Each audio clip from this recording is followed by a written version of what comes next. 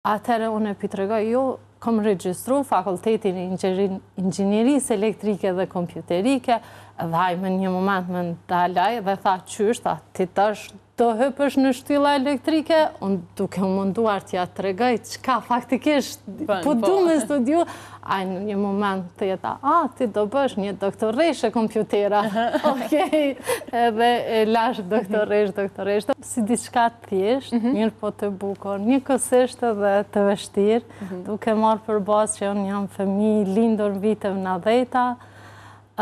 prindrit e mi si shumica e familjeve shqiptare në atë kohë, kanë qenë të ndikuar nga regjimi atërshëm, kanë mbetur pa punë, kemi qenë 5 fëmijë, ka qenë një kohë shumë e vështirë, besoj për prindrit tonë, me qenë se tek ne fëmijët nuk është që është vrejtur, se gjithherë kanë qenë prindrit ata që i kanë marrë barën edhe nuk kanë leju që ajo gjendje të ndikoj tek ne. Por unë mendoj që ajo na ka bërë më të fortë, më të lidhur mes vetes si familje dhe më dashur. Po si fëmijë i viteve të 90-ta tregua që në atë kohë pothuajse çdo familje pak a shumë i ka pasur ato problemet e njëjta në përgjithësi. Pastaj si ishte ai momenti që ndoshta vendosët se me çka do vazhdoni në studime, me çka do mireni në të ardhmen? Keni pasur qysh prej fëmijë apo? Në vërtet jo. Nuk është që kam pasur prej fëmijë, gjithëherë fëmijë kam dëshiruar që të jam aja që do jam në gjendje të mbroj drejtat fëmijë, drejtat e njeriut. Do shta ka ndiku edhe vetë ajo gjendje në të cilin kemi qenë, do shta për faktin që babi ka qenë jurist, mirë po asnjëherë nuk më kanë pëlqyer shkenca shoqërore që unë të bëhem një avokate ose çfarë do qoftë lamit juridikot, gjithherë kam pasur dëshirë shkencat eksakte, matematikën, atëherë gjatë shkollës mesme, unë vendosi me studiu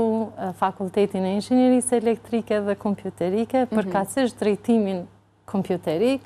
që besoj edhe mund të them me bindje më të plot ka qenë vendimi më i bukur i jetës time. Në atë kohë ishte përkraja e familjes në këtë drejtim, të marrë parasysh që po besoj që gjinia femërore nuk ka qenë edhe aq e orientuar, sidomos në fushën e inxhinierisë në përgjithësi. Prindrit e mi më kanë përkrahur pa marrë parasysh çfarë vendimi kam marrë me një skeptizëm a do mund t'ja arrijë ose si do mund të vazhdoj. Unë kujtohet një ngjarje këto, nëse muj me tregu, kur unë faktisht u regjistrova në fakultetin e inxhinierisë elektrike dhe kompjuterike, kam qenë shumë e lidhur me dajt, sidomos me gjyshin edhe gjyshen nga ana e nanës, dhe shkoj për t'ju treguar se unë faktikisht kam vendos me studiu inxhinieringën, përkatësisht drejtimin e kompjuterikës, edhe ulem për të biseduar me gjyshin, i cili ka pas shumë shpresa që unë do ndjek hapat e të afërme të mi, si nga ana e babit, ashtu edhe nga ana e nanës, që unë do bëhem një ditë një mjeke, atëherë unë e pitregoj, jo, kom regjistru fakultetin e inxhinierisë elektrike dhe kompjuterike, dhe ajme një moment më ndalaj dhe tha qysht, ti tash do hëpësh në shtylla elektrike, o jo, unë do punoj në softvere, do krijoj aplikacione, do mirëm menaxhim të rrjetit, do mirëm menaxhim